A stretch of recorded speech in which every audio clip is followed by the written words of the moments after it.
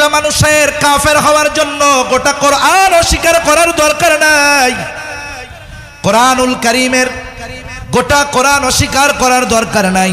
কোরআনের একটা পারা অস্বীকার করাও লাগবে না, কোরআনের একটা সূরা অস্বীকার করা লাগবে না, কোরআনের একটা রুকু অস্বীকার করা লাগবে না, কোরআনের একটা আয়াত অস্বীকার করাও লাগবে না, কোরআনের একটা শব্দ অস্বীকার করাও লাগবে না। কোরআনের একটা অক্ষর যদি কেউ অবিশ্বাস করে বেঈমান হওয়ার জন্য এটাই যথেষ্ট। কোরআনুল কারীমের অনেকগুলো সূরা আছে, যেই সূরাগুলার শুরুতে একটা অক্ষর। যেমন এক সূরার শুরুতে আছে সাদ, এক সূরার শুরুতে আছে কাফ, এক সূরার শুরুতে আছে নুন। এখন যদি প্রশ্ন করা হয় সদের অর্থ কি, কফের অর্থ কি, নুনের অর্থ কি, গোটা দুনিয়ার সব মুফাসসিরিনে কেরাম একমত। সকলের জবাব এটার দ্বারা উদ্দেশ্য কি যিনি ভালো জানেন তিনি হলেন আল্লাহ। আল্লাহই ভালো জানেন এর দ্বারা উদ্দেশ্য কি। এখন যদি কোনো অতি পণ্ডিত এই কথা বলে যার অর্থ জানা নাই, যার উদ্দেশ্য জানা নাই, যার মর্মার্থ জানা নাই, ওটার প্রয়োজন নাই, ওটাও বিশ্বাস করি না। বলেন তো এই কথা বলে যদি কোনো অতি পণ্ডিত নুন কব সৎ অস্বীকার করে তার ঈমান থাকবে নাকি চলে যাবে? রাসূল আকরাম সাল্লাল্লাহু আলাইহি ওয়াসাল্লাম গোটা সৃষ্টি জগতের জন্য অনুসরণীয়। কেন? কোন কোয়ালিটির কারণে, কোন যোগ্যতা স্পেশাল ভাবে আমার আপনার নবীর মাধ্যমে থাকার কারণে তিনি গোটা সৃষ্টি জগতের জন্য অনুকরণীয়। এই পৃথিবীতে যারা সিরাতবিদ আছেন তাদের মত হলো এইরকম, ওই মানুষটি গোটা সৃষ্টি জগতের জন্য অনুসরণীয় হতে পারে যার মধ্যে কমপক্ষে 4টি বিষয় পাওয়া যাবে। কয়টি বিষয়? এই 4টি বিষয় যার মধ্যে পাওয়া যাবে, অথবা যিনি বিশ্বজগতের জন্য অনুসরণীয় হবেন, এই 4 ধরনের কোয়ালিটি অবশ্যই তার মধ্যে থাকতে হবে।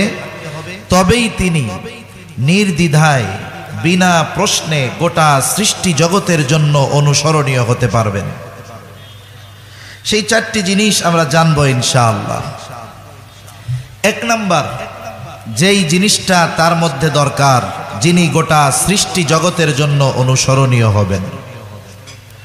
1 নাম্বার, সেই মহান ব্যক্তি কোনো নির্দিষ্ট জাতি, গোষ্ঠী, ব্যক্তি, এলাকা, সম্প্রদায়ের প্রতি প্রেরিত হতে পারবেন না। তিনি প্রেরিত হবেন গোটা সৃষ্টি জগতের সকলের জন্য। আমার আপনার নবীর আগে 1 লক্ষ মতান্তরে 2,24,000 নবী রাসূল এই পৃথিবীতে আগমন করেছেন। কোরআনুল কারীমের মধ্যে সর্বসাকল্য 25 জন নবী রাসূলের কথা আল্লাহ তাআলা উল্লেখ করেছেন। এদের মধ্যে কয়েকজন নবী রাসূলের ব্যাপারে আল্লাহ তাআলার বর্ণনা যে তারা কোন জায়গার বা কাদের জন্য নবী ছিলেন। যেমন আল্লাহ তাআলা বলেন, ওয়া ইলা আদিন আখাহুম হুদা ক্বালা ইয়া কওমি ইবুদুল্লাহা মা লাকুম মিন ইলাহিন গায়রুহু। আল্লাহ রাব্বুল আলামিন জানিয়ে দেন আল্লাহ তাআলা হুদ আলাইহিস সালামকে তার ভাইদের জন্য নবী হিসাবে প্রেরণ করেছেন। আল্লাহ রাব্বুল আলামিন আদ গোত্রের জন্য হুদ আলাইহিস সালামকে নবী হিসাবে প্রেরণ করেছেন। ওয়া ইলা সামুদ আখাহুম সালিহা, সামুদ গোত্রের জন্য আল্লাহ তাআলা তাদের ভাই সালেহ আলাইহিস সালামকে নবী হিসাবে প্রেরণ করেছেন। ওয়া ইলা মাদিয়ানা আখাহুম শুআইবা, আল্লাহ তাআলা মাদিয়ানবাসীর জন্য তাদের ভাই শুআইব আলাইহিস সালামকে নবী হিসাবে প্রেরণ করেছেন। জলিলুল কদর পয়গম্বর মুসা আলাইহিস সালাম, কোরআনুল কারীমের মধ্যে এককভাবে সবচাইতে তার নামটা বেশি এসেছে। কত বড় জলিলুল কদর পয়গম্বর, তিনি সরাসরি আল্লাহ তাআলার সাথে কথা বলতেন। আল্লাহ তাআলা বলেন, ওয়া কাল্লামাল্লাহু মূসা তাকলিমা। সরাসরি আল্লাহ তাআলার সাথে মূসা আলাইহিস সালাম কথা বলতেন। কত বড় জলিলুল কদর পয়গম্বর, অথচ ইহুদিদের দাবি তিনি শুধু তাদের নবী, তিনি বনি ইসরাইলীদের জন্য নবী। হযরত ঈসা আলাইহিস সালাম আল্লাহ তাআলা তার মাধ্যমে কত বড় কুদরতের বহির্প্রকাশ ঘটিয়েছেন। তিনিও বনি ইসরাইলীদের জন্য নবী। খ্রিস্টানদের দাবি, নাসারাদের দাবি তিনি হলেন শুধুমাত্র তাদের জন্য নবী। ইব্রাহিম আলাইহিস সালাতু ওয়াস সালাম কত বড় জলিলুল কদর পয়গম্বর। আল্লাহ তাআলা বলেন মিল্লাতা আবিকুম ইব্রাহিম হুয়া সাম্মাকুমুল মুসলিমিন। এ মিল্লাতের পিতা ইব্রাহিম আলাইহিস সালাম, তিনি আমাদের নাম রেখেছেন মুসলমান।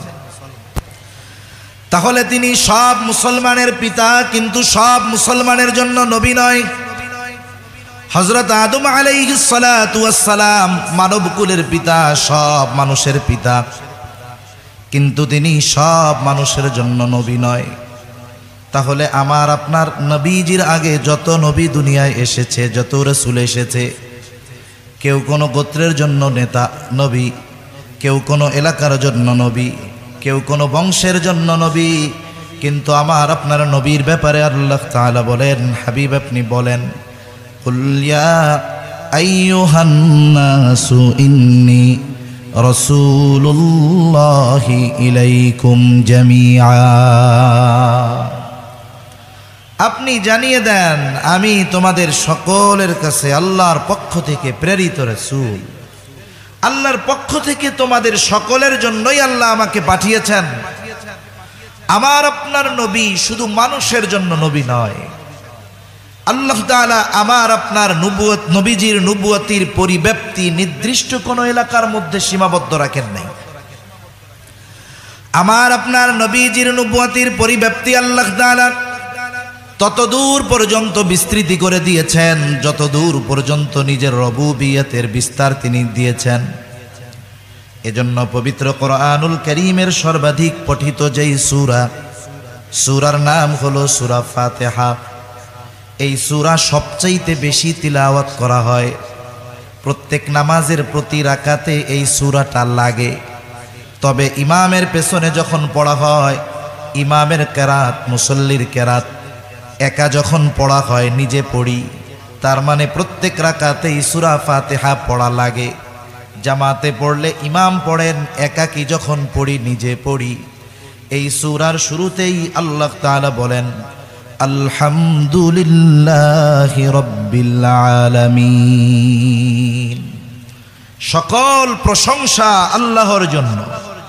আল্লাহকে বলে যিনি জগৎ সমূহের রব, জগৎ সমূহের প্রতিপালক। আসলে এই পৃথিবী একটা জগৎ নয়। মহাকাশ নিয়ে যারা গবেষণা করে, মাঝে মধ্যে দেখবেন তারা যখন নতুন কোনো জগতের বা গ্রহের সন্ধান পায়, এটা ফলাও করে আন্তর্জাতিক মিডিয়াগুলো প্রচার করে যে নাসা এত কিলোমিটার দূরে নতুন এক জগতের সন্ধান পেয়েছে। এরা নতুন এক জগতের সন্ধান পেয়ে গোটা বিশ্বে আলোড়ন সৃষ্টি করে ফেলে। অথচ আমার আপনার মালিক ১৫০০ বছর আগে এই দুনিয়ায় কোরআন নাজিল করে জানিয়ে দিয়েছেন যে এ জগৎ শুধু একটি নয়, আরো অগণিত জগৎ আল্লাহ তাআলা সৃষ্টি করে রেখেছেন। সুবহানাল্লাহ। এজন্য তাদের এই নতুন নতুন জগৎ আবিষ্কারে বাস্তবে অবাক হওয়ার কোনো কিছু নাই। কারণ তারা আবিষ্কার করার বহু আগে এই জগৎগুলোর অস্তিত্বের ঘোষণা আল্লাহ তাআলা আমাদেরকে দিয়ে দিয়েছেন। শুধু তাই না, এই প্রথম আসমানের নিচে এত জগৎ আছে যে নাসা সহ পৃথিবীর যত বিজ্ঞান গবেষণা, মহাকাশ গবেষণা কেন্দ্র আছে, এরা যদি শত শত বছরও রিচার্জ করে, গবেষণা করে, প্রথম আসমানের নিচে কত জগৎ আছে, গ্রহ আছে, এর হিসাব তারা বাহির করতে পারবে না। সুবহানাল্লাহ। এরকম অগণিত জগৎ আল্লাহ তাআলা সৃষ্টি করে রেখেছেন। যত জগৎ আছে সব জগতের রব প্রতিপালক হলেন আল্লাহ। যেই আল্লাহ সকল জগৎ সমূহের রব, সকল জগৎ সমূহের পরিচালক, যেই আল্লাহ সকল জগৎ সমূহের প্রতিপালক, তিনি আমার আপনার নবীর ব্যাপারে বলেন, ওয়ামা আরসালনাকা ইল্লা রাহমাতাল লিল আলামিন। আল্লাহ রাব্বুল আলামিন আমার আপনার নবীকে বলেন, আমি আপনাকে জগৎ সমূহের জন্য রহমত হিসাবে প্রেরণ করেছি। তার মানে যত জগৎ আছে সব জগতের রব প্রতিপালক হলেন আল্লাহ। যত জগৎ আছে সব জগতের জন্য রহমত হলেন মুহাম্মাদুর রাসূলুল্লাহ সাল্লাল্লাহু আলাইহি ওয়াসাল্লাম। এই সৃষ্টি জগতে একটা ইঞ্চি জায়গা নাই যেই জায়গার রব আল্লাহ তাআলা নন। একটা ইঞ্চি জায়গা সৃষ্টি জগতের কোথাও নাই। অনুরূপভাবে সৃষ্টি জগতের মধ্যে একটা ইঞ্চি জায়গা কোথাও নাই যেই জায়গার রহমত মুহাম্মাদুর রাসূলুল্লাহ সাল্লাল্লাহু আলাইহি ওয়াসাল্লাম নন। তার মানে আল্লাহ তাআলা আমার আপনার নবীজির নবুয়তির বিস্তৃতি কত দূর দিয়েছেন, নিজের রবুবিয়তের বিস্তৃতি যত দূর, আমার আপনার নবীজির নবুয়তির বিস্তৃতি আল্লাহ তাআলা তত দূর পর্যন্ত দিয়েছেন।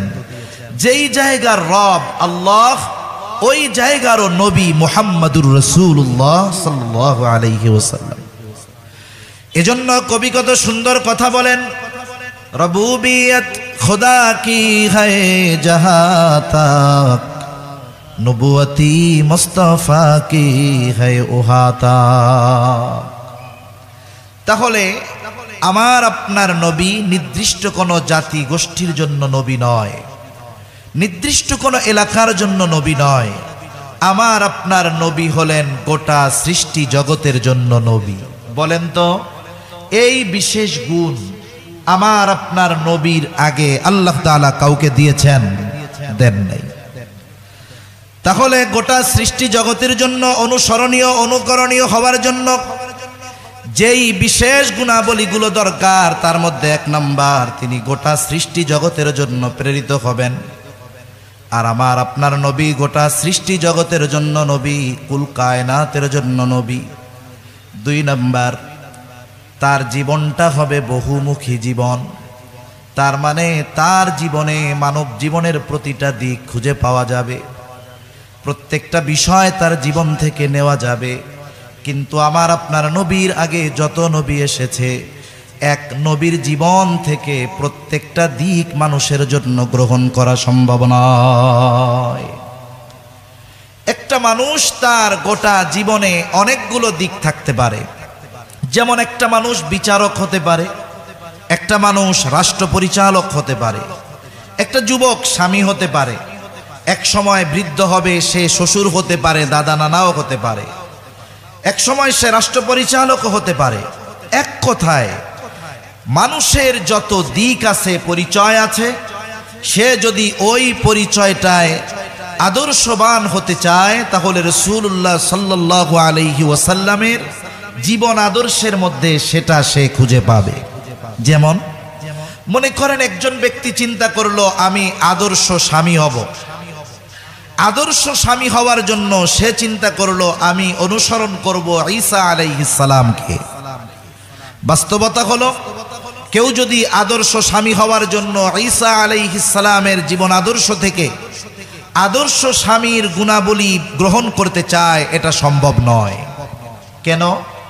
কারণ উনি যতদিন এই দুনিয়াতে ছিলেন, আল্লাহ তাআলা ওনাকে আসমানে উঠিয়ে নিয়ে যাওয়ার আগ পর্যন্ত ঈসা আলাইহিস সালাম এই সময়টাতে বিবাহই করেন নাই। তাহলে যিনি বিবাহই করেন নাই, তার থেকে আদর্শ স্বামী হওয়ার গুণ কোথায় পাওয়া যাবে? যাবে না।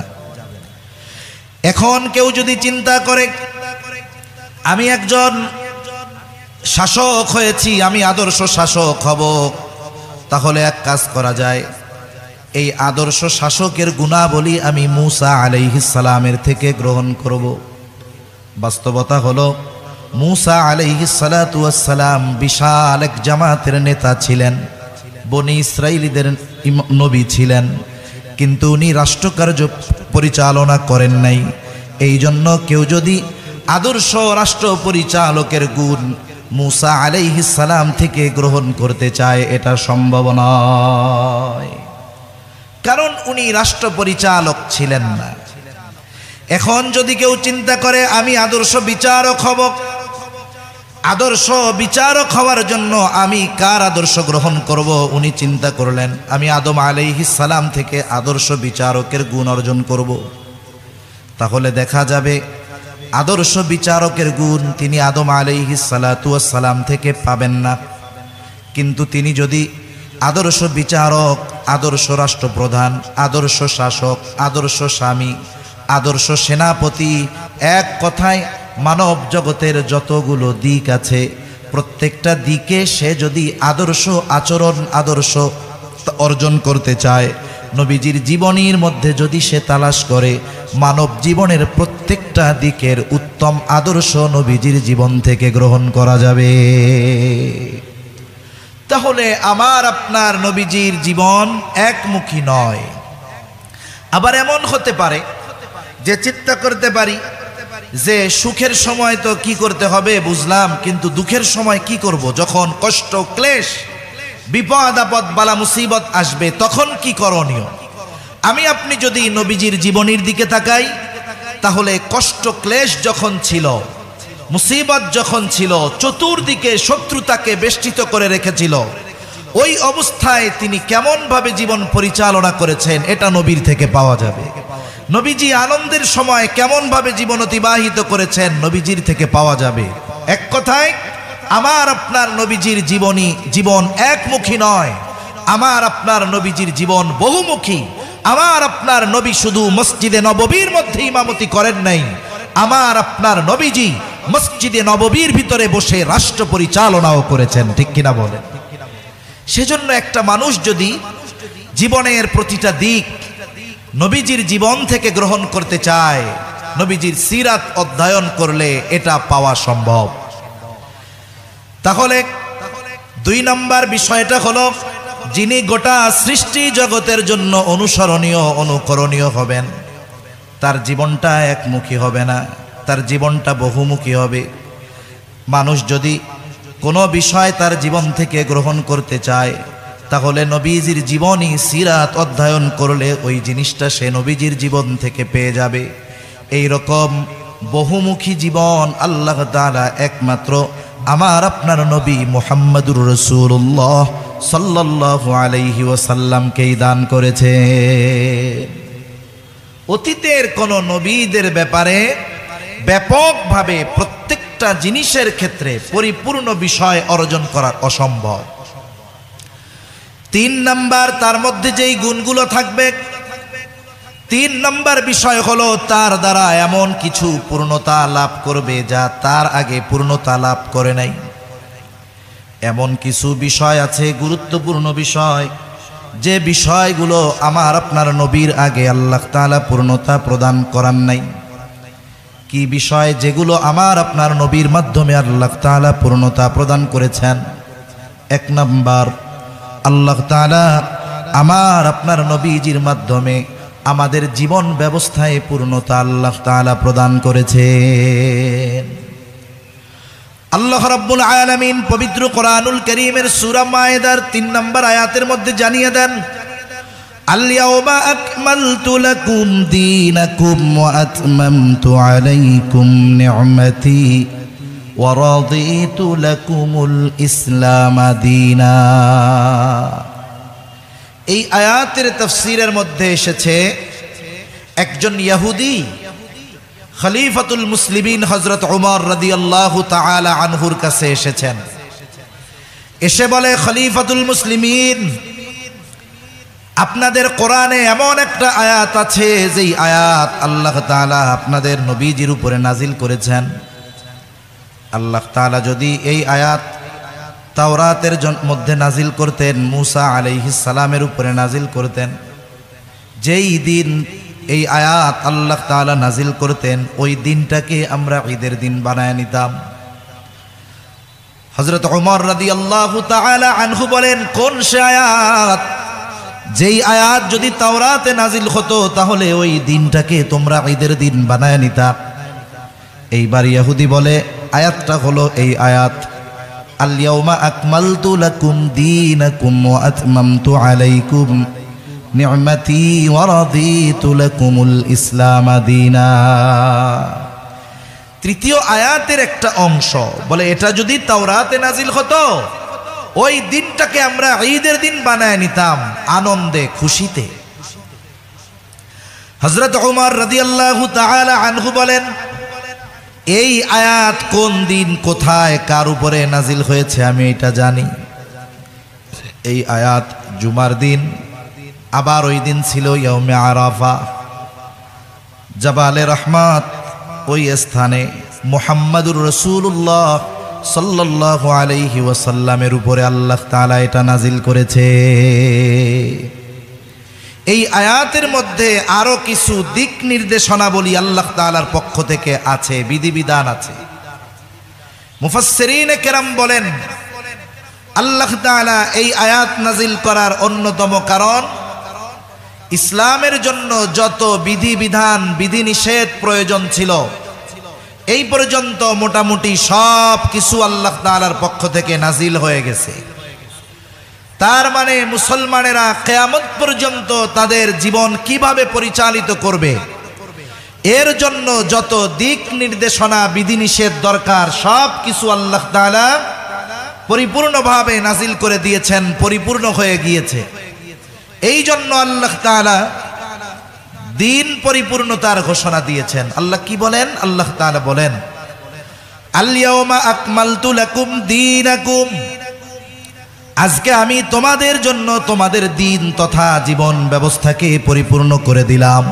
তার মানে আমরা আমাদের গোটা হায়াত কিভাবে পরিচালিত করব, এক কথায় প্রতিটা পদক্ষেপ কিভাবে ফেলব, প্রতিটা পদক্ষেপ কিভাবে আমরা ফেলব, সামনে কিভাবে প্রতিটা মুহূর্ত অগ্রসর হব, কিভাবে আমার ব্যক্তিগত জীবন পরিচালিত করব, কিভাবে আমার সমাজ জীবন পরিচালিত করব, কিভাবে আমার পারিবারিক জীবন পরিচালিত করব, কিভাবে আমার রাজনৈতিক জীবন পরিচালিত করব, কিভাবে আমার অর্থনৈতিক জীবন পরিচালিত করব, কিভাবে আমি মানুষের সাথে মিলব, কেমন হবে আমার লেনদেন, কেমন হবে মানুষের সাথে আমার আচার আচরণ, আল্লাহ রব্বুল আলামিন সব কিছু পরিপূর্ণভাবে আমাদেরকে জানিয়ে দিয়েছে।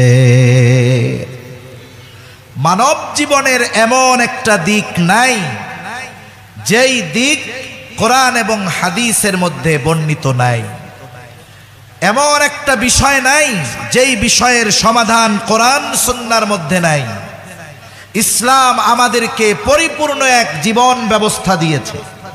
কেউ যদি এ কথা বলতে চায় ইসলাম এই পৃথিবীর অমুক অমুক জায়গায় সমাধান দিতে পারে নাই, কেউ যদি এই কথা বলে আর বিশ্বাস করে নিঃসন্দেহে সে বেঈমান, কোনো সন্দেহ নাই। মূলত এ কথা বলে বলেই এই পৃথিবী থেকে ইসলামী অনুশাসন, ইসলামী আইন বাস্তবায়নের ভয় মানুষের অন্তরের মধ্যে ঢুকিয়ে দেওয়া হয়। বলা হয় ইসলামী শাসন ব্যবস্থা যদি প্রতিষ্ঠিত হয়ে যায় মানুষ স্বাধীনতা পাবে না, ইসলামী জীবন ব্যবস্থা যদি প্রতিষ্ঠিত হয়ে যায়, ইসলামী আইন যদি বাস্তবায়ন হয়ে যায় তাহলে মানুষ স্বাধীনভাবে চলাচল করতে পারবে না। আসলে বাস্তবতা হলো ইসলামী শাসন ব্যবস্থা যদি প্রতিষ্ঠিত হয়, ইসলাম বিদ্বেষী, বাটপার, দুর্নীতিবাজ আর জালেমরাই মূলত এই পৃথিবীতে টিকতে পারবে না। কখনো চোর চায় না যে চুরির অপরাধ শাস্তিটা কোরআন সুন্নাহর আলোকে দেওয়া হোক, কারণ চোর জানে শরঈ আইন যদি বাস্তবায়ন হয়ে যায়, এখন তো লক্ষ লক্ষ ডলার চুরি করে পার পাওয়া যায়, তখন আর পার পাওয়া যাবে না, হাত কাটা যাবে। ঠিক কিনা বলেন? যেগুলো ব্যভিচার ধর্ষণের সাথে জড়িত এরা কখনো চায় না ধর্ষণের শাস্তিটা ইসলামী আইন অনুসারে হোক। কেন? কারণ দেখা যাবে শাস্তি যদি প্রয়োগ হয় ওই ধরনের চিটিংবাজ বাটপাররাই আগে শাস্তির মুখোমুখি হবে।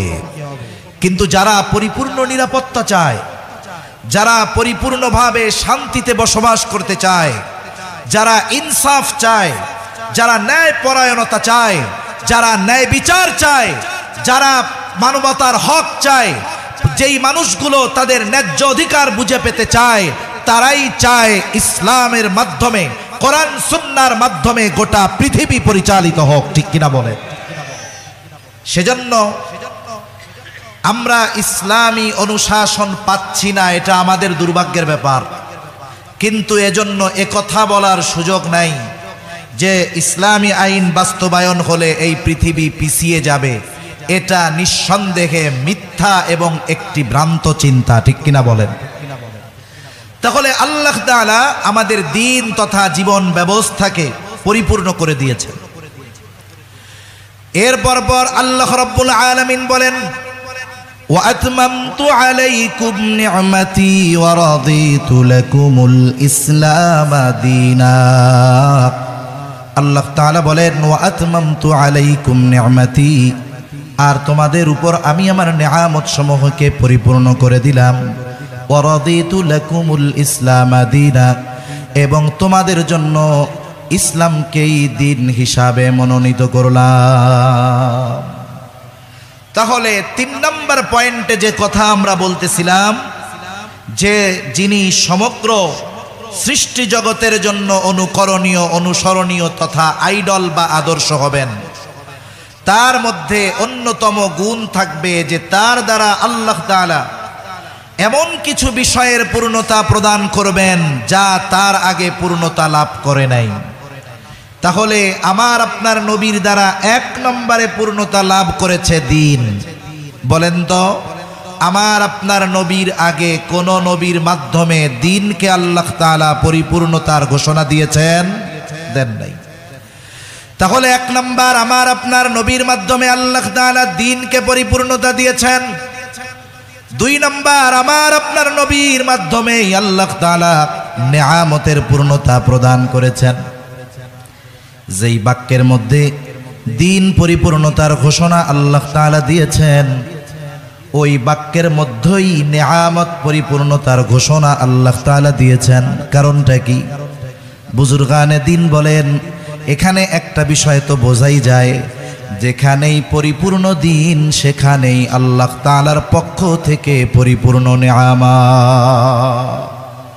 এ বিশ্ববাসী যতটুকু নিয়ামত আমরা আল্লাহ তাআলার পক্ষ থেকে পাচ্ছি, হাজারো পাপাচার, অনাচার, অবিচার, এত কিছুর পরেও, নাফরমানির পরেও যেই পরিমাণ নিয়ামত আল্লাহ তাআলা আমাদেরকে দেন, আমরা যদি লক্ষ বছরও হায়াত পাই, এই পাপাচারের পরে যেই নিয়ামত আল্লাহ আমাদেরকে দিচ্ছেন, ওই নিয়ামতের শুকরিয়া লক্ষ বছর হায়াত পেলেও আদায় করা অসম্ভব। তাহলে আমরা যদি পরিপূর্ণ দ্বীন মানতাম, তাহলে কি পরিমাণ নিয়ামত আল্লাহ তাআলা আমাদেরকে দিতেন।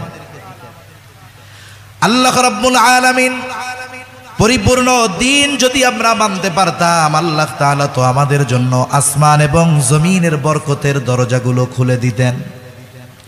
যেমন এক জনপদের ব্যাপারে আল্লাহ তাআলা বলেন, ওয়ালাউ আন্না আহলাল কুরা আমানু ওয়াত্তাকাউ লাফাতাহনা আলাইহিম বারাকাতিম মিনাস সামাই ওয়াল আরদ। আল্লাহ রাব্বুল আলামিন বলেন, লাউ আন্না আহলাল কুরা আমানু, ওই জনপদের অধিবাসীরা যদি ঈমান আনতো আর আল্লাহ তাআলাকে ভয় করত, আল্লাহ কি করতেন? আল্লাহ বলেন, লাফাতাহনা আলাইহিম বারাকাতিম মিনাস সামাই ওয়াল আরদ, আমি তাহলে তাদের জন্য অবশ্যই আসমান এবং জমিনের বরকতের দরজা সমূহ খুলে দিতাম। তাহলে বোঝা যাচ্ছে যে পরিপূর্ণ দ্বীন অনুশাসন, দ্বীনি অনুশাসন যদি মেনে চলা যায়, রাষ্ট্রীয়ভাবে যদি দ্বীন পরিপূর্ণ প্রতিষ্ঠিত হয়, তাহলে গোটা রাষ্ট্রের মানুষ সুফল ভোগ করবে। রাষ্ট্রীয়ভাবে যতক্ষণ না সম্ভব হচ্ছে, ততক্ষণ প্রত্যেকটা ব্যক্তিকে নিজ উদ্যোগে পরিপূর্ণ দ্বীন মেনে চলতে হবে। আমি আপনি যদি নিজে পরিপূর্ণ দিন মেনে চলি, আশা করা যায় আল্লাহ তাআলা আমাদেরকে প্রতিদান দিবেন না এমনটা হতে পারে না। যদি সম্প্রতি সময়ে দিন মেনে চলার দ্বারা কি উপকার লাভ করা যায় এই বিষয়টা যদি প্র্যাকটিক্যাল আমরা দেখতে চাই, তাহলে আমাদেরকে তাকাতে হবে যেই ভূখণ্ডে, যেই জমিনে, যেই দেশে এই পৃথিবীর অন্যতম পরাশক্তি আমেরিকা শুধু একা নয়, তার বন্ধুদেরকে নিয়ে ন্যাটো শক্তি সম্মিলিতভাবে গড়ে আমেরিকা আর গোটা ইউরোপ বললে চলে, একত্রে প্রায় 2 যুগ একটা দেশের উপরে নির্বিচারে জুলুম, অত্যাচার, নিপীড়ন জারি রেখেছে। সেই দেশটার নাম হলো আফগানিস্তান। 2 যুগ ধরে তাদের যত স্থাপনা আছে, যখন যেখানে খুশি যেভাবে খুশি বোমা হামলা করে লক্ষ লক্ষ মানুষকে নির্বিচারে শহীদ করে, যেমনটা তাদের ছত্রছায়ায় এখন পর্যন্ত ফিলিস্তিনে অবৈধ রাষ্ট্র ইসরায়েল যেই গণহত্যা পরিচালিত করে যাচ্ছে, এই আমেরিকার ছত্রছায়ায় বাস্তবতা হলো মুসলমানদেরকে বোমা হামলা করে, অস্ত্র দিয়ে গুলি করে, হত্যা করে, বোমা মেরে শহীদ করে ফেলা যাবে। কিন্তু মনে রাখতে হবে, মুসলমান নিধনের এই খেলায় মেতে ইসলামকে কখনো নিশ্চিহ্ন করা যাবে না। মনে রাখতে হবে, অনেক সময় একেবারে অনুর্বর জমিনে পানি পড়ার কারণে ওই জমিনেও এক সময় গাছ গজিয়ে ওঠে। অনুরূপভাবে মুসলমানদের রক্ত যেই জমিনে পতিত হয়, মুসলমানদের রক্ত যেই জমিনে পড়ে, আজ অথবা কাল ওই ভূখণ্ডে আল্লাহ তাআলা পরিপূর্ণভাবে ইসলামকে প্রতিষ্ঠিত করে ছাড়বেন ইনশাআল্লাহ। এজন্য মনে রাখতে হবে, মুসলমান যাদের রক্ত নেওয়া হচ্ছে এরা হেরে যাচ্ছে না, এরা মারা যাচ্ছে, তবে এরা জিতে যাচ্ছে। কিন্তু আফসোস আমাদের, আমরা শুধু তাদের এই দুর্দশা দেখে আফসোসই করতে পারতেছি, আমরা শুধু তাদের জন্য আহ শব্দটা বলতে পারতেছি। কিন্তু এই পৃথিবীর সীমান্তের গেড়াকলে আমাদেরকে ফেলে দিয়ে, জাতীয়তাবাদের গেড়াকলে আমাদেরকে ফেলে দিয়ে, আজকে আমার পাশের দেশে যদি মুসলমান ভাই নির্যাতিত হয়, আমি সশরীরে একজন মুসলমানের সাহায্যার্থে তার পাশে গিয়ে দাঁড়াতে পারি না, এটা আমাদের জন্য বড় আফসোসের, ঠিক কিনা বলেন? কিন্তু সামর্থ্য নাই। কমপক্ষে আমাদের উচিত ওই মজলুম ভাইদের জন্য আল্লাহ তাআলার কাছে দোয়া করা, আর নিজেদের অক্ষমতার জন্য বারবার আল্লাহ তাআলার কাছে ক্ষমা চাওয়া, যে আল্লাহ আমরা তো অক্ষম, মন চাইলেও পারি না, কিন্তু আপনি তো মহান, আপনি তো আজিজ, আয় আল্লাহ আপনি আমাদের ভাইদের জন্য সাহায্যকারী হয়ে যান। তা যে কথার থেকে গেলাম, যে প্রায় 2 যুগ আফগানিস্তানকে তছনছ করে ফেলেছে, একেবারে কোনো স্থাপনা বাকি নাই যে ধ্বংস করে নাই। এরপরে তারা কি করলো, যখন দেখলো 2 যুগ ধরে এত পরিমাণ ব্যয় করা হলো কিন্তু তাদেরকে একেবারে নিশ্চিহ্ন করে দেওয়া যায় নাই, এখন তারা চিন্তা করছে এইখানে যদি সময় ক্ষেপণ করি, অর্থ ব্যয় করি, দেউলিয়া হওয়া ছাড়া আর কোনো পথ নাই। এইবার তারা তাদের হাতে দেশকে সঁপে দিয়ে আস্তে করে রাতের আধারে পালিয়ে যার যার স্থান চলে গেল। আমেরিকা চলে গেল, নেটোর সদস্যভুক্ত দেশগুলো প্রত্যেকে তার দেশে ফিরে গেল। যাওয়ার সময় চিন্তা করেছে ওই দেশের যত রিজার্ভ আছে, ওই দেশের যত সম্পদ আছে, সবগুলোকে তারা নিয়ে গেছে, তাদের হাতে দায়িত্ব তুলে দিয়ে গেল। ইমারাতে ইসলামিয়া প্রতিষ্ঠিত হয়ে গেল, একেবারে শূন্য একটা দেশ তাদের হাতে তুলে দিয়ে গেল। আর তারা চিন্তা করলো, যেহেতু হাতে কোনো পয়সা নাই, দেশ চালাবে কেমনে? এমনেই কিছুদিন পর ওই দেশের লোকজন বলা শুরু করবে, আগেই ভালো ছিলাম। আগেই ভালো ছিলামের গল্প শুনেন না আপনারা? বুঝেন নাই? দেখবেন কিছু মানুষ আছে বলবে, হায় রে 3 মাস 6 মাস আগেই ভালো ছিলাম। একটু সবজি টবজির দাম সিন্ডিকেট করে ফ্যাসিবাদীর দোসরেরা দাম বাড়ায়া দিছে, আর কিছু মানুষ স্লোগান দেওয়া শুরু করছে, আগেই ভালো ছিলাম। আচ্ছা বলেন তো, আগেই ভালো ছিলাম এই কথাটা 6 মাস আগে যারা ক্ষমতায় ছিল তাদের সামনে গলা উঁচু করে ফেসবুকে, মাইকে, মোবাইলে এই কথা কি বলতে পারছেন যে এই শাসকদের আগের শাসকের সময়ই ভালো ছিলাম? বলা গেছে? আরে কেউ যদি স্বপ্নে দেখতো যে আমরা এই শাসকের আগে খুব ভালো ছিলাম, আমার মনে হয় এই স্বপ্নের কথা যদি পুলিশ জানতে পারতো যে এই গভর্নমেন্টের বিরুদ্ধে সে এইরকম একটা স্বপ্ন দেখছে, আমার মনে হয় ওরে আয়না ঘরে দিয়া কইতো, অন্য স্বপ্ন আর দেখতে পারো নাই না, খালি এই স্বপ্নই দেখো। আসলে বিষয় হলো, যদি বাজার দরের হিসাব করি, স্বাভাবিক দাম তো বাড়ছে, কিন্তু গত বছর 1200 টাকা কেজিতে মরিচ কেনা লাগছে, ফার্মের মুরগি 250 টাকা করে কেনা লেগেছে। বুঝতে হবে 17-18 বছরের সাজানো গোছানো একটা বিষয়, এই ময়লা বর্জ্য 2-3-4 মাসের মধ্যে পরিপূর্ণভাবে পরিষ্কার করা এটা বড়ই কঠিন, ঠিক কিনা বলেন? কিন্তু মানুষের খাসলাত এইটা। কিছু মানুষ বলা শুরু করবে আগেই ভালো ছিলাম। আমেরিকাও চিন্তা করছে যে আমরা যখন একেবারে রিক্ত হস্তে তাদেরকে রেখে যাব, কোনো টাকা পয়সা কিছুই থাকবে না, কোনো রিজার্ভ থাকবে না, তখন আফগানিস্তানের মানুষ বলা শুরু করবে আমরা আগেই ভালো ছিলাম। কিন্তু ওই ইমারতে ইসলামিয়ার দায়িত্ব এমন একদল মানুষের হাতে গিয়েছে, যদি বলা হয় এই পৃথিবীতে প্রকৃত ইমানদার, সবচাইতে মজবুত ইমানদার এবং সর্বোচ্চ তাকওয়ার অধিকারী যদি কেউ থাকেন, যদি কোনো শাসকেরা থেকে থাকে, যদি কোনো রাষ্ট্র পরিচালনার দায়িত্বশীলেরা থেকে থাকে, তাহলে এই পৃথিবীতে ওই ঈমান এবং তাকওয়ার সর্বোচ্চ গুণ তাদের মধ্যে রয়েছে, ঠিক কিনা বলেন? এই দুটি গুণ তাদের মধ্যে রয়েছে। একেবারে বিনা রিজার্ভে রিক্ত হস্তে যখন তারা রাষ্ট্র পরিচালনা শুরু করলেন, 2 বছর পার হয়েছে, কি দেখলাম আমরা? দেখতে পাচ্ছি দিন যাচ্ছে ওই শূন্য হাতের দেশটা দিন যাচ্ছে, আর অর্থনৈতিক সমৃদ্ধি, উন্নতি, প্রযুক্তিগত উন্নতি এমন গতিতে তারা বাড়ছে যে বাংলাদেশের অর্থের তুলনায়, টাকার তুলনায় তাদের টাকার মান প্রায় দ্বিগুণ। এবং বিগত 2 বছর সবচাইতে ঊর্ধ্বগামী ছিল আফগানিস্তানের টাকার মান। এটা কেমনে হলো? মূলত এটা হওয়ার অন্যতম কারণ যে তারা তাদের দেশকে ইসলামী শরীয়তের আলোকে পরিচালনার চেষ্টা করতেছে, আর আল্লাহ তাআলা তাদের জন্য নেয়ামতের দরজা সমূহ খুলে দিচ্ছে।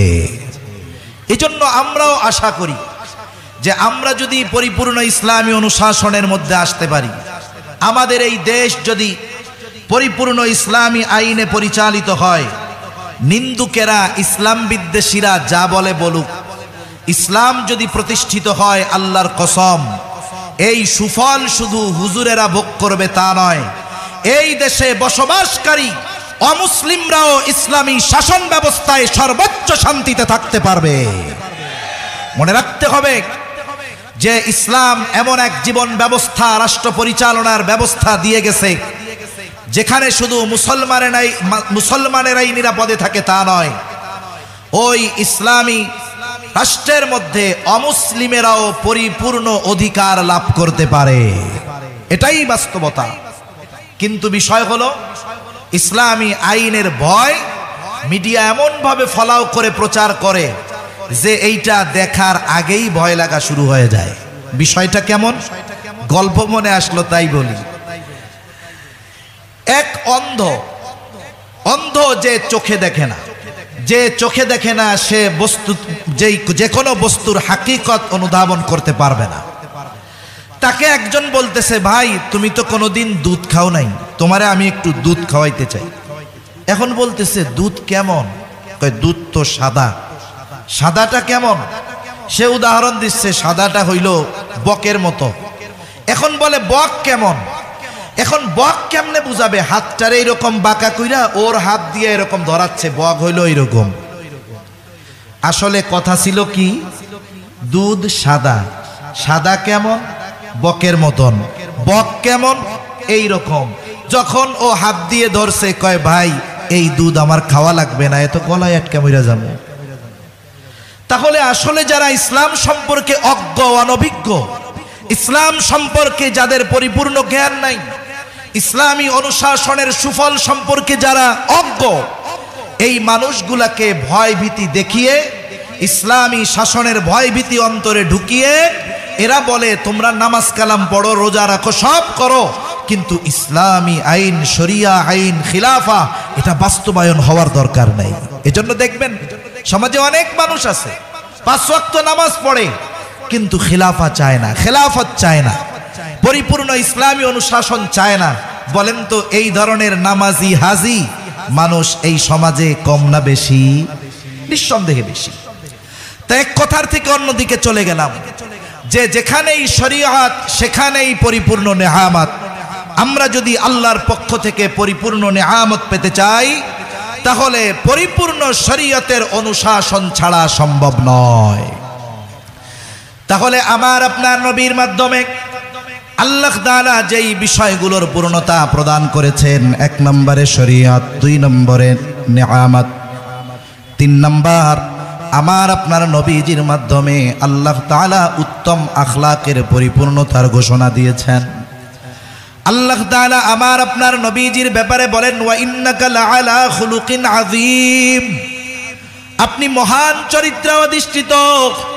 সাথে সাথে আমার আপনার নবীর আগে যত নবী দুনিয়ায় এসেছে সব নবী উত্তম চরিত্রওয়ালা, কোনো সন্দেহ নাই। কিন্তু আমার আপনার নবী শুধু উত্তম চরিত্রওয়ালা নবী নয়, নবীজি নিজেই বলেন ইন্নামা বুইসতু লিউতাম্মিমা মাকারিমাল আখলাক। নবীজি সাল্লাল্লাহু আলাইহি ওয়াসাল্লাম বলেন, আমাকে উত্তম চরিত্রে পরিপূর্ণতা প্রদানার্থে প্রেরণ করা হয়েছে। তার মানে আমার আপনার নবী শুধু উত্তম চরিত্রওয়ালা নবী নয়, আমার আপনার নবী হলেন উত্তম চরিত্রে পরিপূর্ণতা দান করনেওয়ালা নবী। মানব জীবনের যতগুলো দিক আছে চরিত্রের সাথে সম্পৃক্ত, আমাদের সমাজে অনেক ভালো মানুষ আছে, কিন্তু সেই ভালো মানুষটা সব দিক দিয়ে ভালো না।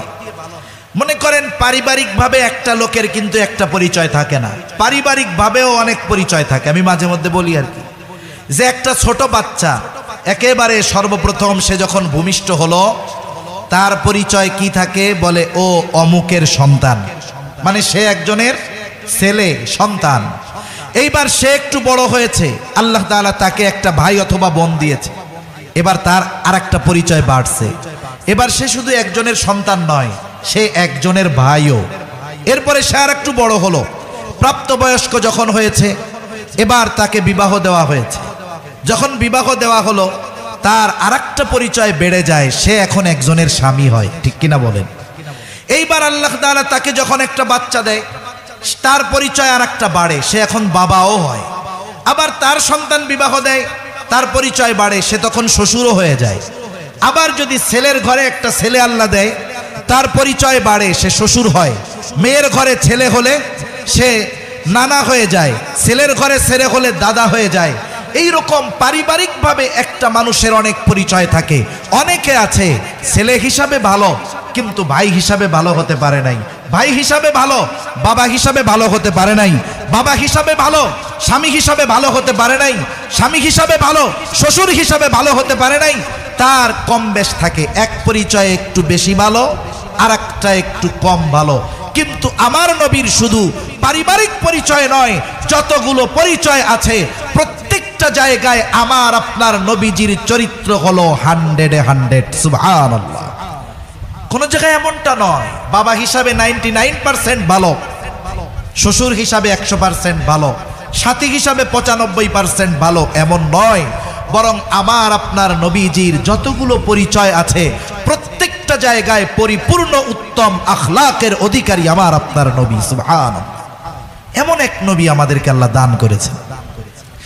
তাহলে নবীজির মাধ্যমে আল্লাহ তাআলা উত্তম চরিত্রে পরিপূর্ণতা প্রদান করেছেন। 4 নম্বর আমার আপনার নবীজির মাধ্যমে আল্লাহ তাআলা নবুয়াতকে পরিপূর্ণতা প্রদান করেছেন। আল্লাহ তাআলা বলেন, মা কানা মুহাম্মাদুন আবা আহাদিম মির রিজালিকুম ওয়ালাকিন রাসূলুল্লাহি ওয়া খাতামান নাবিয়্যিন।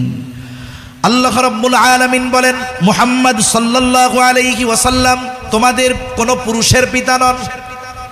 এই আয়াতের শানে নুজুল সেটা ভিন্ন, ওই দিকে আলোচনা যাওয়ার মতো সময় সুযোগ কোনোটাই নাই। কিন্তু এই আয়াতের দ্বারা আমার আপনার নবী যে শেষ নবী, খতমে নবুয়তের সুদৃঢ় এক দলিল হলো এই আয়াত। আল্লাহ তাআলা বলেন, ওয়ালাকির রাসূলুল্লাহ ওয়া খাতামান নাবিয়্যিন, তিনি হলেন আল্লাহর রসুল এবং তিনি হলেন শেষ নবী। আমার আপনার নবী শেষ নবী, আমার আপনার নবীর পরে আর কোনো নবী নাই। নবীজি সাল্লাল্লাহু আলাইহি ওয়াসাল্লাম বলেন, আনা খাতামুন নাবিয়্যিন লা নাবিয়্যা বা'দি, আমি শেষ নবী, আমার পরে কোনো নবী নাই। এখন বলেন তো, কেউ যদি আমার আপনার নবীর পরে এই দাবি করে যে নবীর পরেও নবী আছে, এক গ্রুপ দাবি করে গোলাম মোহাম্মদ কাদিয়ানীও নবী, বলেন তো যদি কোনো ব্যক্তি যদি আমার আপনার নবীর পরে নিজেকে নবী দাবি করে অথবা ওই নবী দাবিদারকে কেউ নবী বলে বিশ্বাস করে, বলেন তো এদের ঈমান থাকবে নাকি চলে যাবে? কোনো সন্দেহ নাই এরা বেঈমান কাফের, কোনো সন্দেহ নাই। এজন্য যারা আমার আপনার নবীজিকে শেষ নবী মানে না এরা কাফের, কোনো সন্দেহ নাই। একটা মানুষের কাফের হওয়ার জন্য গোটা কোরআন অস্বীকার করার দরকার নাই। কোরআনুল কারীমের গোটা কোরআন অস্বীকার করার দরকার নাই। কোরআনের একটা পারা অস্বীকার করাও লাগবে না, কোরআনের একটা সূরা অস্বীকার করা লাগবে না, কোরআনের একটা রুকু অস্বীকার করা লাগবে না, কোরআনের একটা আয়াত অস্বীকার করাও লাগবে না, কোরআনের একটা শব্দ অস্বীকার করাও লাগবে না। কোরআনের একটা অক্ষর যদি কেউ অবিশ্বাস করে বেঈমান হওয়ার জন্য এটাই যথেষ্ট। কোরআনুল কারীমের অনেকগুলো সূরা আছে, যেই সূরাগুলোর শুরুতে একটা অক্ষর। যেমন এক সূরার শুরুতে আছে সাদ, এক সূরার শুরুতে আছে কাফ, এক সূরার শুরুতে আছে নুন। এখন যদি প্রশ্ন করা হয় সদের অর্থ কি, কফের অর্থ কি, নুনের অর্থ কি, গোটা দুনিয়ার সব মুফাসসিরিনে কেরাম একমত, সকলের জবাব এটার দ্বারা উদ্দেশ্য কি যিনি ভালো জানেন তিনি হলেন আল্লাহ। আল্লাহই ভালো জানেন এর দ্বারা উদ্দেশ্য কি।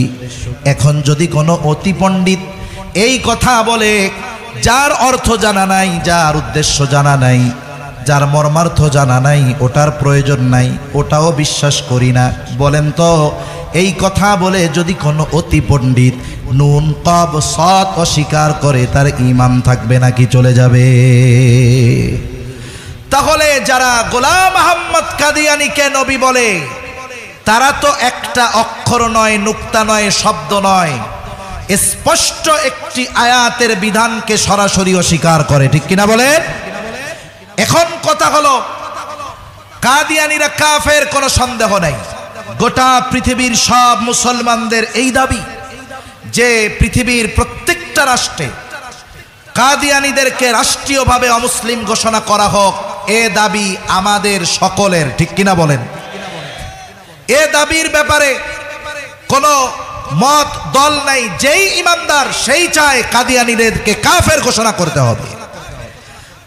প্রথম কথা হলো রাষ্ট্রীয়ভাবে কাফের ঘোষণা করা হোক আর না হোক, তারা কাফের।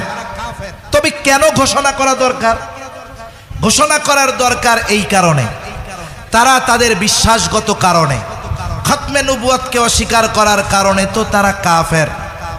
কিন্তু তারা এই অবিশ্বাসকে গোপন করে মুসলিম পরিচয় ধারণ করে মুসলমানদের সমাজে মুসলমানদের সাথে বসবাস করে মুসলমানদের ভিতরে ষড়যন্ত্রের বীজ তারা বপন করতে চায়। সরল মনা মুসলমানদেরকে ঈমানহীন করার ষড়যন্ত্রে তারা লিপ্ত হয়। আমাদের কথা হলো এই দেশের নাগরিক হিসাবে তারা রাষ্ট্রীয় সুযোগ সুবিধা ভোগ করবে, কোনো অসুবিধা নেই। রাষ্ট্রীয় নিরাপত্তা ভোগ করবে, অসুবিধা নেই। যত ধরনের ভাতা আছে তারা ভোগ করবে, কোনো অসুবিধা নাই। তবে আমাদের দাবি হলো রাসূলুল্লাহ সাল্লাল্লাহু আলাইহি ওয়াসাল্লামের খতমে নবুয়তকে অস্বীকার করে মুসলমান পরিচয়ে এই 92% মুসলমানের দেশে মুসলিম পরিচয়ে বসবাস করার অধিকার তাদের নাই। তারা বসবাস করবে অন্য ধর্ম পরিচয় নিয়ে, ইসলাম ধর্মের পরিচয় নিয়ে নয়। কারণ কি? কারণ যেই শত্রু আমার আপনার সাথে মিশে থাকবে, আমার আপনার পরিচয়কে বহন করবে, আমার আপনার লেবাসকে বহন করবে, ওই শত্রু প্রকাশ্য শত্রুর চাইতে বেশি ক্ষতিকর এবং ভয়ঙ্কর, ঠিক কিনা বলেন? রোগ যত বড় হোক, যদি রোগের আলামত প্রকাশ পায় ওই রোগের ট্রিটমেন্ট গ্রহণ করা সহজ, কিন্তু যেই রোগের আলামত টের পাওয়া যায় না, যেই রোগ তার আলামতকে গোপন করে রাখে, লুকিয়ে রাখে, ওই ধরনের রোগ যখন প্রকাশ পায় তখন চূড়ান্ত পর্যায়ের ভয়ঙ্কর রূপ নিয়েই প্রকাশ পায়। যেমন ক্যান্সার সহজে ধরা পড়ে না, অধিকাংশ সময় যখন আলামত প্রকাশ করে ধরা পড়ে তখন ওই ক্যান্সার থেকে ফিরে আসাটা অধিকাংশ সময় কঠিন হয়ে দাঁড়ায়। এজন্য অবশ্যই জাতির স্বার্থে, ইসলামের স্বার্থে, মানবতার স্বার্থে কাদিয়ানীদেরকে রাষ্ট্রীয়ভাবে কাফের ঘোষণা করা, এটা প্রত্যেকটা ইমানদার মুসলমানের প্রাণের অন্যতম দাবি, ঠিক কিনা বলেন? তাহলে যে কথার থেকে গেলাম, রাসূল আকরাম সাল্লাল্লাহু আলাইহি ওয়াসাল্লামের মাধ্যমে আল্লাহ তাআলা কিছু বিষয়ের পূর্ণতা দান করেছেন যা অতীতে কারো দ্বারা দান করেন নাই। যেই চারটা বিষয়ের কথা বললাম, 1 নম্বর শরীয়ত, 2 নম্বর নবুয়ত, 2 নম্বর নিয়ামত, 3 নম্বর নবুয়ত, 4 নম্বর আখলাক। এবার একটু পেছনের দিকে আমরা যাই। আলোচনা করতেছিলাম যিনি গোটা সৃষ্টি জগতের জন্য অনুসরণীয় হবেন তার মধ্যে এমন কিছু গুণাবলী থাকবে যা অন্য কারো মধ্যে নাই। 1 নম্বরটা ছিল তিনি গোটা সৃষ্টি জগতের সকলের জন্য প্রেরিত হবেন, কোনো দল মত নির্বিশেষে, জাতি গোষ্ঠী নির্বিশেষে নয়, সমগ্র সৃষ্টির জন্য তিনি প্রেরিত হবেন। সেই গুণ আমার আপনার নবীর মধ্যে আল্লাহ তাআলা পরিপূর্ণ দিয়ে দিয়েছেন। 2 নম্বর, তার জীবন একমুখী হবে না, বরং বহুমুখী হবে। জীবনের যেই দিকটাই তার জীবন থেকে গ্রহণ করার ইচ্ছা করা হোক না কেন, সিরাতের কিতাব খুললে তার ওই দিকটাই তার জীবন থেকে নেওয়া যাবে। 3 নম্বর, তার দ্বারা আল্লাহ রাব্বুল আলামিন এমন কিছু বিষয়ের পূর্ণতা প্রদান করবেন যা তার অন্য কারো দ্বারা তার আগে পরিপূর্ণতা লাভ করে নাই। আমার আপনার নবীর মাধ্যমে কোন কোন বিষয় আল্লাহ তাআলা পূর্ণতা প্রদান করেছেন আমরা জেনেছি। বিশেষ করে 4টি বিষয়ের কথা জানলাম। 1 নম্বর শরীয়ত, 2 নম্বর নিয়ামত, 3 নম্বর নবুয়ত, 4 নম্বর আখলাক। এখন 4র্থ গুণ, যেটা গোটা সৃষ্টি জগতের আদর্শ হওয়ার জন্য জরুরি। সেটা কি? বলে তিনি আল্লাহ তাআলার পক্ষ থেকে যে বিধানাবলী নিয়ে আসবেন, তার কাছে আল্লাহ তাআলা যেই ওহী প্রেরণ করবে সেটা এবং তার জীবন আদর্শ নির্ভুলভাবে তার অনুসারীদের কাছে পৌঁছাতে হবে। তার মানে আমার আপনার নবীর উপরে আল্লাহ তাআলা নাজিল করেছেন কোরআনুল কারীম, এটা নির্ভুলভাবে তার অনুসারীদের কাছে পৌঁছাতে হবে। সাথে সাথে যেহেতু তাকে আমরা অনুসরণ করব, তার সিরাত, তার জীবন আদর্শ নির্ভুলভাবে আমাদের কাছে পৌঁছাতে হবে। বলেন তো, নবীজির সুন্নাহ এবং আল্লাহ তাআলা যেই ওহী প্রেরণ করেছেন কোরআনুল কারীম, 1500 বছর আগে নবীজি দুনিয়া থেকে গিয়েছেন ঠিক, কিন্তু নবীজির সুন্নাহ, হাদিস, কোরআনুল কারীম নির্ভুলভাবে তার উম্মতের কাছে সংরক্ষিত আছে না নাই? আছে। অতীতের কোন নবীর উম্মত ওই নবীর উপরে প্রেরিত কিতাব 100 বছরও নির্ভুল রাখতে পারে নাই। উনি দুনিয়া থেকে যাওয়ার কিছুদিনের মধ্যেই ওরা ওটা নিজেদের মন মতো বানায় ফেলছে। তাওরাত গোটা পৃথিবী তন্ন তন্ন করে যদি খোঁজা হয়, আল্লাহ তাআলা যেই তাওরাত মূসা আলাইহিস সালামের কাছে পাঠিয়েছিলেন, বলেন তো সেই তাওরাতের অস্তিত্ব খুঁজে পাওয়া যাবে? যাবে না। কেন যাবে না? এর তো একটু কারণ আছে। কেন যাবে না এরও তো একটা কারণ আছে, আছে না নাই? এই তাওরাত হেফাজতের দায়িত্ব আল্লাহ তাআলা নেন নাই। তাওরাত হেফাজতের দায়িত্ব আল্লাহ নিজের কাছে রাখেন নাই। আল্লাহ তাআলা বলেন, ইন্না আনজালনাত তাওরাতা ফিহা হুদাও ওয়া নূর ইয়াহকুমু বিহান নাবিয়্যুনাল্লাযীনা আসলামু লিল্লাযীনা হাদু ওয়ার রাব্বানিয়্যুনা ওয়াল আহবারু বিমাস্তুহফিযু মিন কিতাবিল্লাহ। আল্লাহ রাব্বুল আলামিন জানিয়ে দিলেন এই কিতাবের হেফাজতের দায়িত্ব তিনি কাদের দিয়েছেন? এই তাওরাত দ্বারা অনুগত নবীগণ ইহুদিদের মধ্যে ফয়সালা দিতেন, ওয়ার রব্বানিয়ুনরা দিতেন। তাফসীরের মধ্যে আসছে এনারা হলো ফকিহগণ দিতেন। ওয়ার রব্বানিয়ুন ওয়াল আহবার দিতেন যারা আহবার রাহরাব ছিলেন তারা, মানে যারা সাধারণ আলেম ছিল তারা দিত। এখন কেন তারা এই ফয়সালাগুলো দিত? আল্লাহ তাআলা জানায় দেন, বিমাস্তুহফিযু মিন কিতাবিল্লাহ, এই কিতাবের হেফাজতের দায়িত্ব আল্লাহ তাআলা তাদেরকেই দিয়েছিলেন। কিন্তু বলেন তো, কোরআন হেফাজতের দায়িত্ব আল্লাহ তাআলা কোন ফকিহ কোন আলেমকে দিয়েছেন নাকি হেফাজতের দায়িত্ব স্বয়ং তিনি নিয়েছেন? কে নিয়েছেন হেফাজতের দায়িত্ব?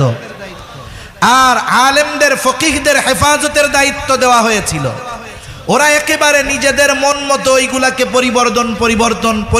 পরিবর্তন করে একেবারে অবস্থা খারাপ বানায় দেয়। কিন্তু কোরআনের ব্যাপারে আল্লাহ তাআলা জানিয়ে দেন শুরুতেই, যখন প্রাথমিক দিকে আবার আপনার নবীর উপরে ওহী নাজিল হতো, জিবরাইল আলাইহিস সালাম তিলাওয়াত করতেন আর নবীজি চিন্তা করতেন যদি সুইটা যায়, ভুলা যায়, এই চিন্তা করে তাড়াহুড়ো করে মুখস্থ করার জন্য বারবার তিনি জবান আউড়াইতে থাকতেন, নড়াতে থাকতেন, যেন ছুটে না যায়, যেন ভুলে না যায়, যেন পড়াটা ঠিক হয়। এই অবস্থা দেখে আল্লাহ রাব্বুল আলামিন বলেন, লা তুহাররিক বিহি লিসানাকা লিতা'জালা বিহি ইন্না আলাইনা জামআহু ওয়া কুরআনা। আল্লাহ রাব্বুল আলামিন বলেন, লা তুহাররিক লিসানাকা লিতা'জালা বিহি, আপনি তাড়াহুড়ো করে জবান বারবার আউড়াবেন না। আপনি কি ভাবতেছেন ভুলা যাবেন? আপনি কি ভাবতেছেন এটা হারায়া যাবে? অতীতের নবীদের কিতাবের মতো এটা ছুটে যাবে, ভুলে যাবেন, হারিয়ে যাবে না। শুনে রাখেন হাবিব, ইন্না আলাইনা জামআহু ওয়া কুরআনা, এই কোরআন সংরক্ষণ করা এবং আপনাকে পড়িয়ে দেওয়ার দায়িত্ব আমি আল্লাহ নিয়েছি। সুতরাং যখন আপনার সামনে কোরআন তিলাওয়াত করা হয়, ফাইদা করানাহু ফাত্তাবি' কুরআনা, যখন আমি আপনার সামনে কোরআন তিলাওয়াত করি, তার মানে আমার পক্ষ থেকে জিবরাইল আলাইহিস সালাম যখন কোরআন তিলাওয়াত করে আপনি এটার ইত্তেবা করেন, আপনি সুন্দর মতো ঠান্ডা মাথায় শুনতে